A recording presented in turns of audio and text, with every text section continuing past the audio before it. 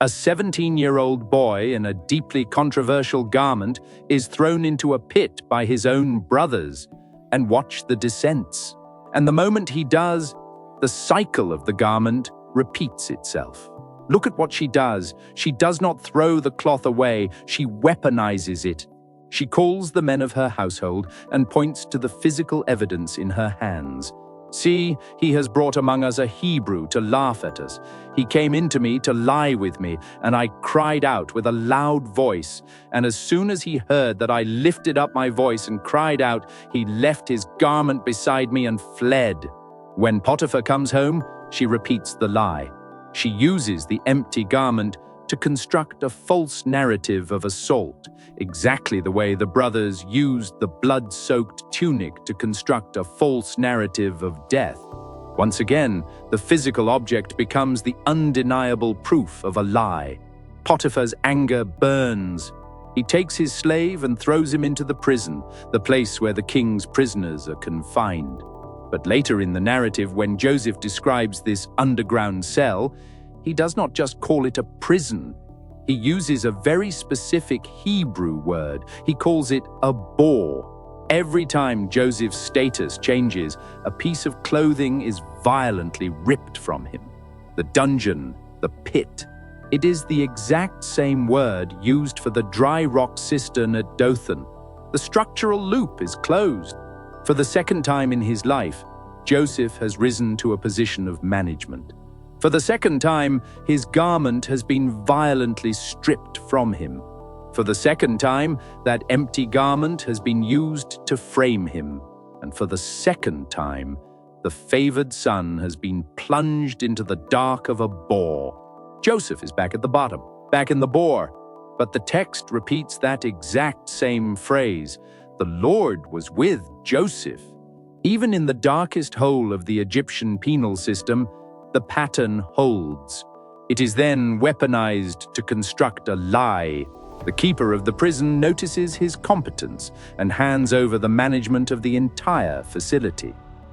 Joseph is a prisoner running the prison. Then the cycle of dreams returns.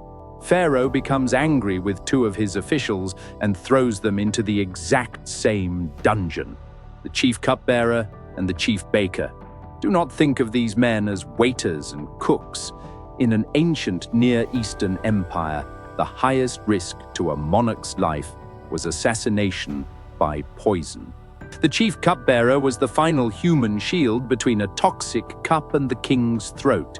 He was a trusted political advisor with intimate, daily access to the throne.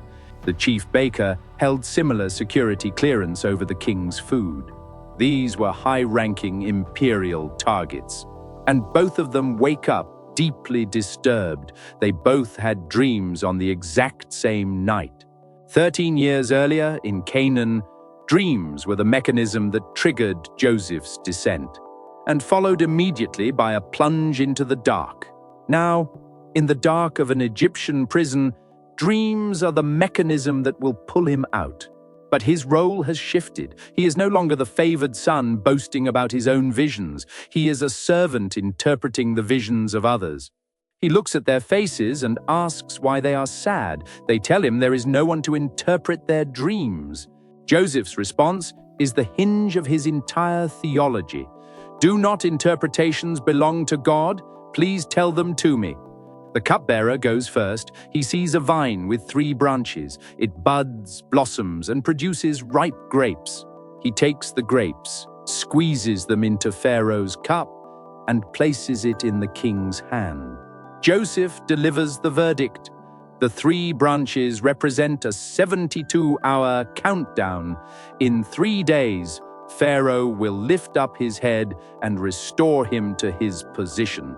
Then comes the baker. Encouraged by the good news, he shares his vision, 3 baskets of white bread on his head.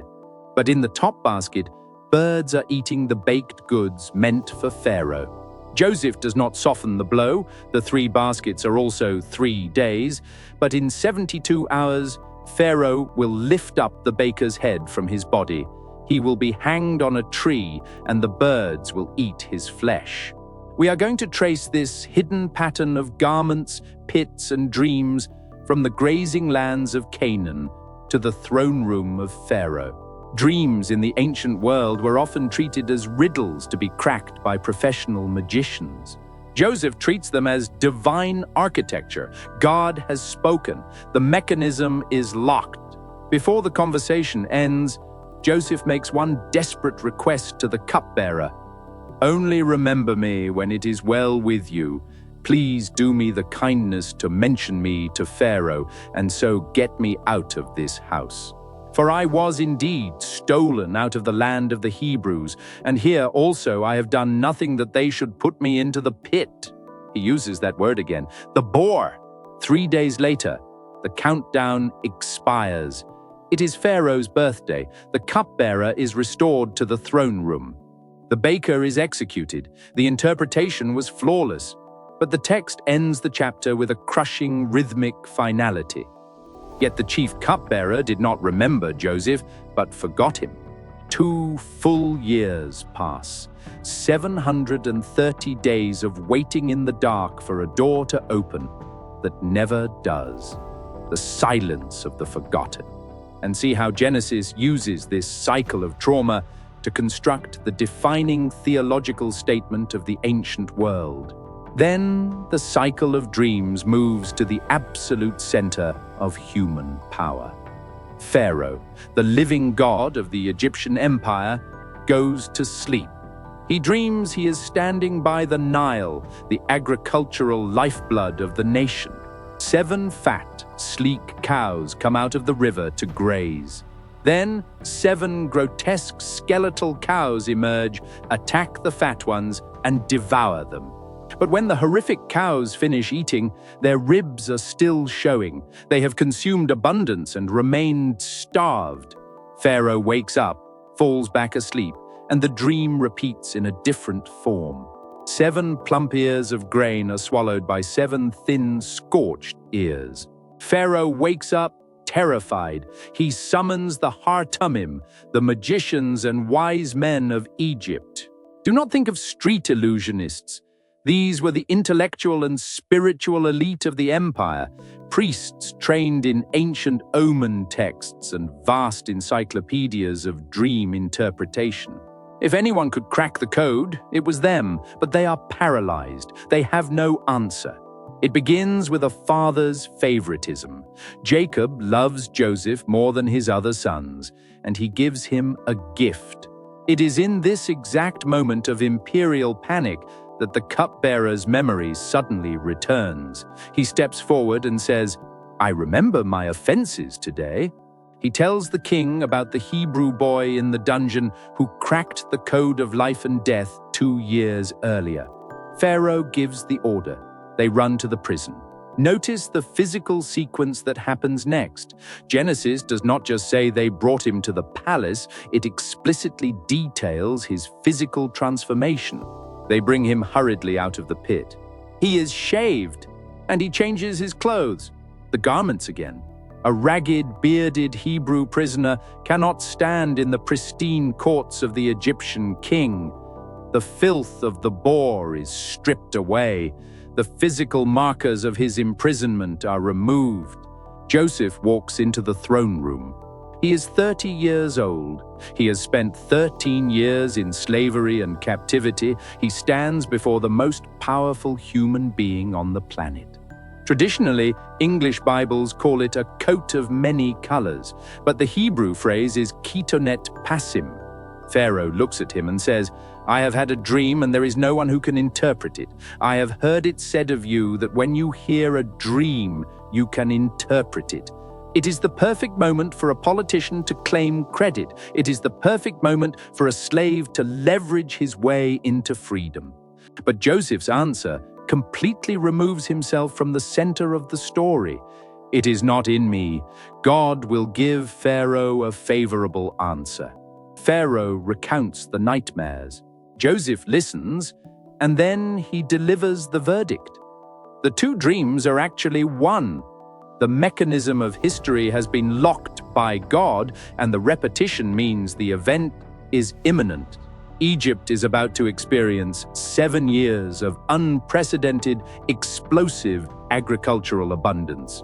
But immediately after, a famine will strike the earth so violently that the years of plenty will be completely erased from human memory. The starvation will consume the land. But Joseph does not stop at interpretation. He immediately shifts into management. He tells Pharaoh to find a discerning and wise man. He tells him to appoint overseers, to tax 1/5 of the harvest during the 7 good years, and to stockpile it in the cities under the king's authority. The exact translation is debated, but the linguistic evidence points toward an ornamented tunic reaching to the palms and the ankles. He lays out a comprehensive macroeconomic survival plan for the empire. The boy in the pit has become the architect of a nation's salvation. Pharaoh listens to the strategy. He looks at his officials, and then he looks back at the 30-year-old Hebrew standing in his throne room. He asks a rhetorical question that changes the course of human history. Can we find a man like this, in whom is the Spirit of God? He turns to Joseph and makes a unilateral declaration. Because God has shown him this, no one in Egypt is as wise. Pharaoh places Joseph over his entire house and over the entire nation.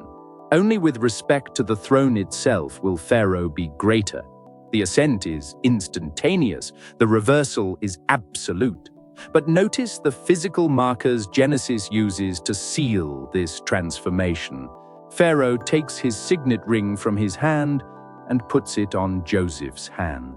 This is not a work shirt. This is not jewelry. This is the official seal of imperial authority, the ability to stamp documents and move armies with the authority of the king. Then comes the garment. Pharaoh arrays him in garments of fine linen. The cycle is complete. The ketonet passim, the specialized tunic of his youth, was ripped away and covered in goat's blood. The cloak in Potiphar's house was violently stripped away and used to frame him for assault. Now the king of Egypt places the garments of imperial royalty on his shoulders, and no one can take them away. He puts a gold chain around his neck. He places him in the second chariot of the empire, and runners go before him shouting, "Bow the knee!" Joseph is given an Egyptian name, Zaphanath-Paneah. He is given an Egyptian aristocratic wife, Asenath, the daughter of the priest of On. When he rides through the streets of Memphis or Thebes, wrapped in white linen and gold, speaking fluent Egyptian, no one sees a Hebrew slave. No one sees a boy thrown into a dry rock cistern. They see the second most powerful man on earth. They see an Egyptian lord. Most people know how the story of Joseph goes. It is the ultimate ancient success story. A herdsman wearing a long-sleeved, ankle-length robe would be functionally useless in the field. The fabric would snag on brush and drag in the mud. The famine hits exactly as predicted. It is not a localized drought. Genesis says the famine was severe over all the earth. The stockpiles of Egypt become the only food bank in the ancient Near East. Joseph is now the gatekeeper of life and death. He is 37 years old. The 7 years of plenty are over. The trauma of his past is seemingly buried beneath Egyptian glory. But up north, in the hills of Hebron, the famine is starving his father's household. Jacob looks at his terrified sons and says, "Why do you look at one another? I have heard that there is grain for sale in Egypt. Go down and buy grain for us there, that we may live and not die." The brothers pack their donkeys. They leave the youngest, Benjamin, behind because Jacob is terrified of losing the only other son of his beloved wife, Rachel. The 10 older brothers begin the long, desperate walk south toward the Nile. The collision is set. The men who threw the favored son into a pit are walking directly into his throne room. It is a garment of leisure, a garment of management. 10 men walk into the administrative center of the Egyptian empire. They are covered in the dust of a desperate journey. They are directed to the governor of the land, the man who controls the grain. And when they approach him, they do exactly what the protocol demands. They bow with their faces to the earth. Decades earlier, in the hills of Canaan, a 17-year-old boy dreamed that his brother's sheaves of wheat bowed down to his. They hated him for it. They threw him in a pit to prevent it. But here, driven by the sheer biological necessity of starvation, the brothers fulfill the prophecy themselves. Joseph recognizes them immediately.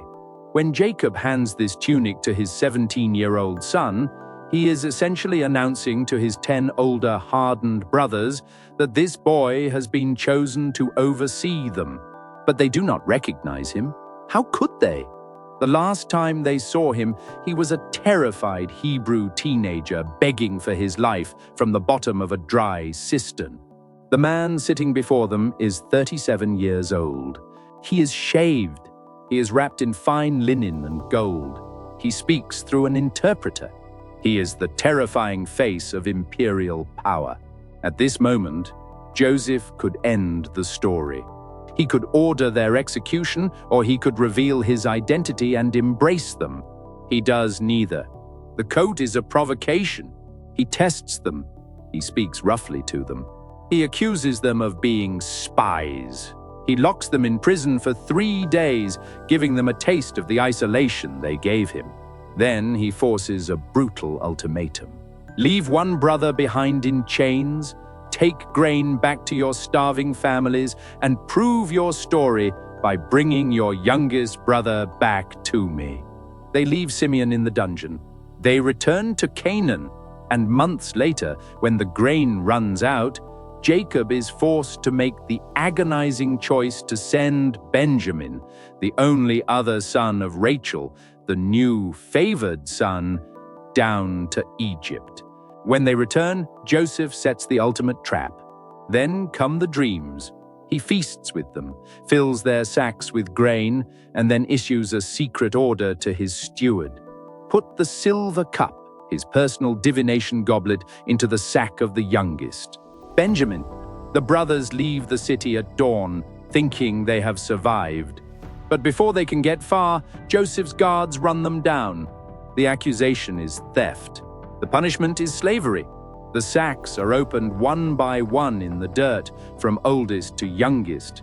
The heavy silver cup is pulled from Benjamin's sack. Genesis records their reaction with a deeply familiar physical action. Joseph dreams of working in the field, binding sheaves of grain, when suddenly his brothers' sheaves stand up and bow down to his. They tore their garments. It is the ancient reflex of devastating grief. It is the exact action their father took when they handed him Joseph's blood-soaked tunic 20 years earlier.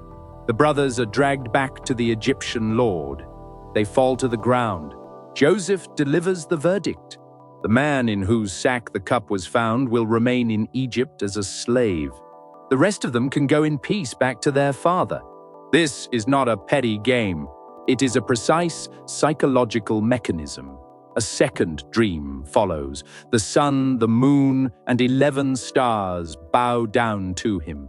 Joseph has perfectly recreated the conditions of Dothan. Once again, the brothers have a chance to secure their own freedom by abandoning the favored son to slavery in a foreign land. Once again, they can go home to their father and say the boy is gone. The pressure test is locked. Joseph waits to see if these are the same men who sold him. Judah steps forward. This is the exact brother who, 22 years earlier, looked at Joseph in the pit at Dothan and said, "What profit is it if we kill our brother? Let us sell him." Judah was the architect of the original betrayal. Now, he stands before the second most powerful man on earth. He does not plead innocence. He does not argue the evidence. He talks about their father. The imagery is unmistakable, a total inversion of the ancient family hierarchy. The youngest rules the oldest. He describes an old man whose life is entirely bound up in the life of this one boy. He explains that if they return to Canaan without Benjamin, the shock will literally bring their father's gray hairs down to the grave in sorrow. Then Judah does something that breaks the generational curse of his family. He says, "Therefore, please let your servant remain instead of the boy as a servant to my lord, and let the boy go back with his brothers." Substitution. Judah trades his own life, his own freedom, to save the new favored son. He refuses to let history repeat itself. He refuses the safety of leaving his brother in a pit. The men have changed. Joseph can no longer hold the mask. He orders every Egyptian out of the room. The brothers do not merely dislike him. Genesis says they hated him and could not speak peacefully to him. He is completely alone with the men who sold him. And he begins to weep so loudly that the royal household hears it outside the heavy doors. He looks at the 10 men trembling on the floor and speaks 3 words in Hebrew. "I am Joseph." Then he asks the question that has haunted him for decades. "Is my father still alive?" Genesis records that the brothers could not answer him. They were dismayed. The Hebrew word implies a terror so deep it is almost paralyzing. The imperial lord, holding the power of life and death over them, is the boy they threw into the darkness. Vengeance is entirely justified. It is the absolute right of an ancient ruler. But Joseph does not reach for vengeance. He reaches for theology. He tells them to come closer. Sometime later, the older brothers are pasturing the family flocks near Dothan, roughly 60 miles north of their home in Hebron. And then he delivers the first major reframing of his entire life. "Do not be distressed or angry with yourselves because you sold me here, for God sent me before you to preserve life." Listen to the verbs. You sold me, but God sent me. Joseph does not excuse their malice. He acknowledges the brutal reality of what they did. But he reveals that their violence was nested inside a much larger, overriding divine mechanism. The famine was coming. God knew the family carrying the covenant of Abraham would starve to death in the hills of Canaan. So God extracted the favored son, plunged him into a pit, pushed him through the darkness of an Egyptian dungeon, and seated him on a throne that controlled the world's grain. The betrayal was not a tragic accident. It was the severe logistics of their own salvation. Joseph looks at the men who tried to destroy him and says, "God sent me before you to preserve for you a remnant on earth and to keep alive for you many survivors. So it was not you who sent me here, but God." Years pass. Jacob is brought down to Egypt. The favored son is betrayed, sold into slavery. Jacob sends Joseph to check on them. The family survives the famine and settles in the fertile land of Goshen. The old man lives out his final days surrounded by the sons who deceived him and the son he thought was dead. Then Jacob dies. He is embalmed in the Egyptian manner, mourned for 70 days, and buried back in Canaan. When the funeral is over and the brothers return to Egypt, a deep, quiet terror settles over them.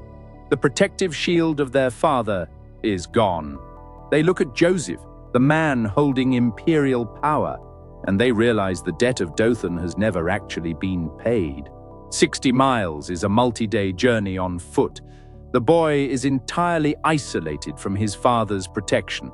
They say, "It may be that Joseph will hate us and pay us back for all the evil that we did to him." So they send a message, claiming their father left a dying wish that Joseph must forgive them. Then they come themselves, fall down before him and say, "Behold, we are your servants." They are still bowing. They are still offering themselves as slaves. They still do not understand the mechanism of what has actually happened. Joseph weeps when they speak to him. He is not weeping from residual trauma. He is weeping because after everything they have survived, they still think he is operating on the human economy of vengeance. He looks at them and says, "Do not fear, for am I in the place of God?" And then he delivers the final sentence of his story. The text notes that the brothers see him coming from a distance. It is not just the conclusion of a single life, It is the theological payoff of the entire book of Genesis. As for you, you meant evil against me, but God meant it for good, to bring it about that many people should be kept alive as they are today.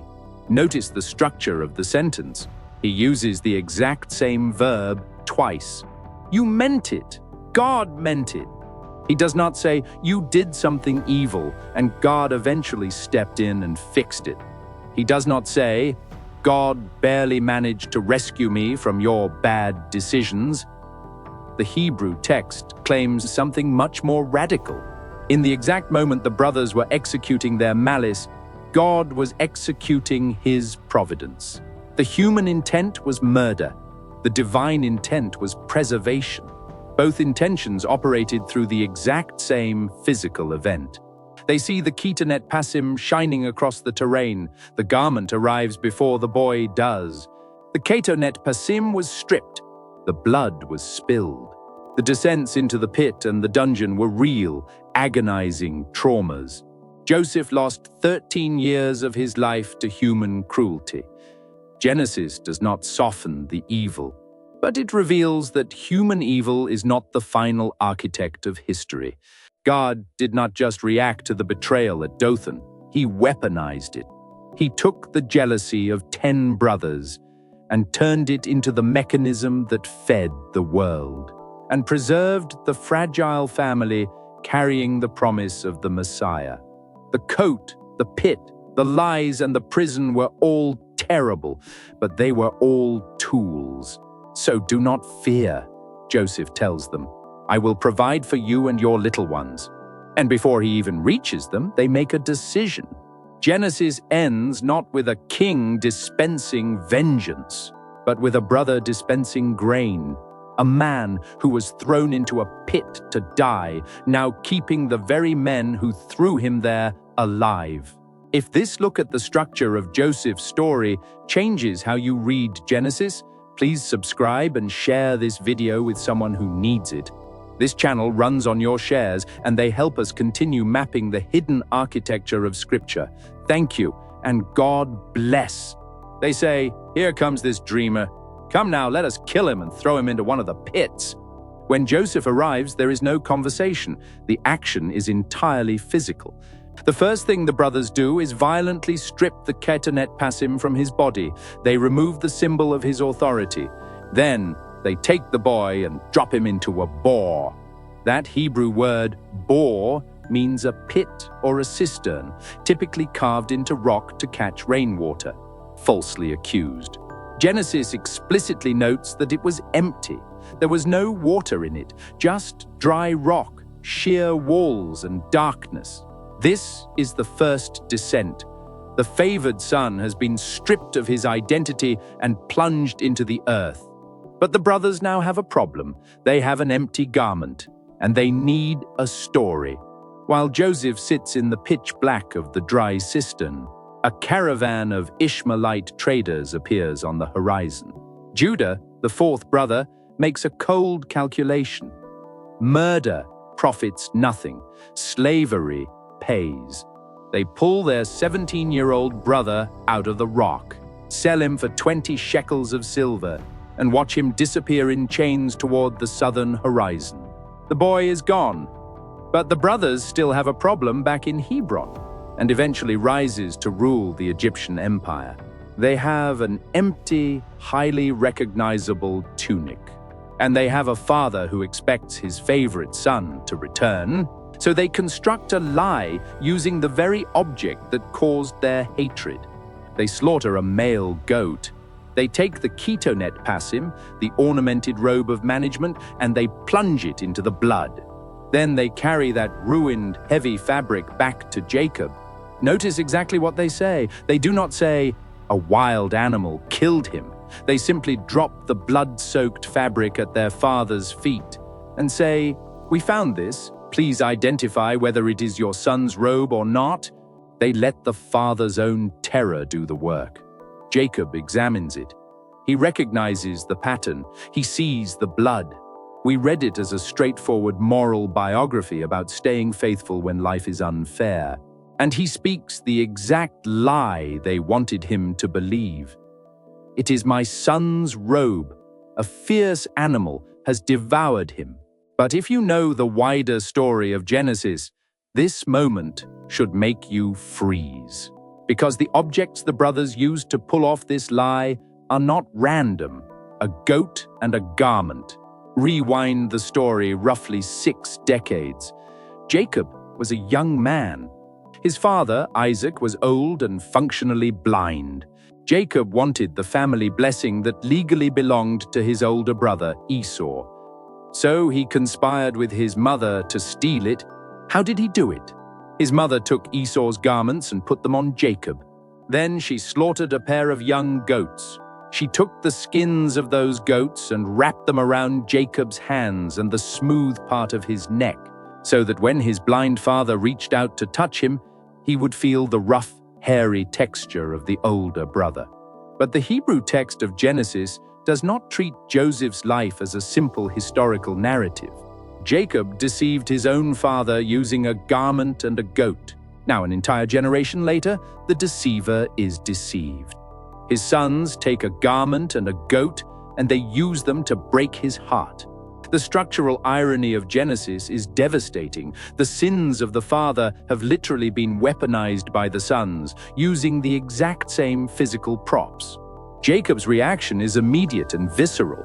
He tears his own garments. The text says he put on sackcloth, the coarse, scratchy uniform of mourning, and refused to be comforted. The favored son is dead to him. The false narrative is sealed by the bloody tunic. But Joseph is not dead. He is being marched into the slave markets of the most powerful empire on the planet. It builds his story using a precise, repeating literary engine of physical objects and spatial movements. Where the cycle of the garment and the pit is about to happen all over again, Egypt is a completely different world. It is the height of ancient civilization, an empire obsessed with order, architecture, and power. Joseph is sold to a man named Potiphar, an officer of Pharaoh, the captain of the guard. Joseph is a piece of property, a Hebrew teenager at the absolute bottom of the imperial hierarchy. But Genesis repeats a specific rhythmic phrase: "The Lord was with Joseph." Everything he touches succeeds. Within a short time, Potiphar realizes what he has. He elevates this foreign slave over his entire estate. He leaves everything he owns in Joseph's hands, concerning himself with nothing but the food he eats. Joseph goes from the bottom of a dry rock cistern to running the household of one of the most lethal military men in Egypt. He has regained his status. He is managing again. Then comes the complication. Genesis notes that Joseph was handsome in form and appearance. It is the exact same Hebrew phrase used to describe his mother, Rachel, a generation earlier. "Watch the garments." Potiphar's wife notices him. She does not ask for romance. She demands compliance. She says, "Lie with me." Joseph refuses. He cites his master's profound trust and his loyalty to God. But she does not stop. She pressures him day after day. Then comes the breaking point. Joseph walks into the house to do his work. The text explicitly notes the spatial isolation. None of the household servants are inside. They are completely alone. She steps forward and grabs him by his garment. She holds on. He pulls away. In order to escape the trap, Joseph has to twist out of the fabric and leave it in her hands. He runs outside.